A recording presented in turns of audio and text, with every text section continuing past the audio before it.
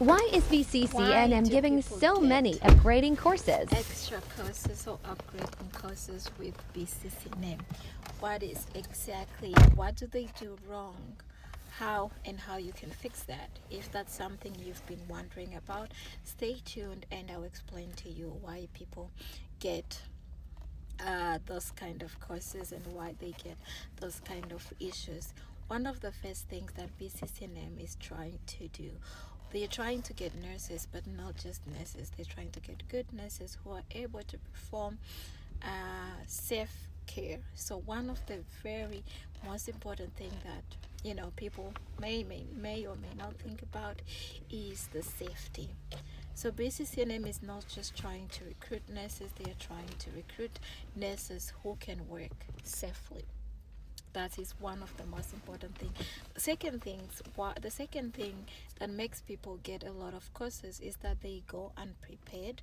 They don't really, because there's nothing really out there to get you prepared for the course, if I can be honestly speaking, and yet you are expected to perform in a certain way that reaches the Canadian standard health care. If you're not able to perform on that standard, they do not need your experience.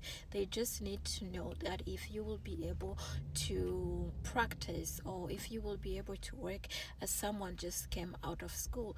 If a Canadian nurse just graduated from school, there are things they are expected to know, and there are things they are going to grow in, because they just graduated, they do not have experience.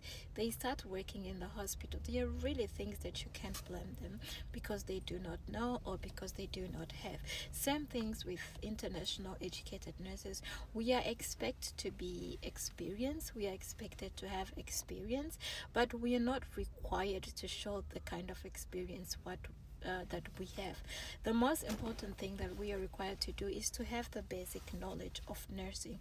Now, the basic knowledge is not just doing your med pass, being able to do your med pass. The basic knowledge is it also includes critical thinking, because critical thinking is part of what we get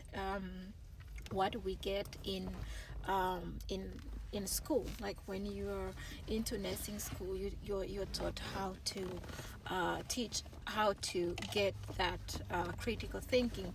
For example, if one of your patients has furosemide, you may understand that it is very important for you to give them their medication before that they can have a shower, because a shower at that time is less important. Now, if you do the assessment and you listen to the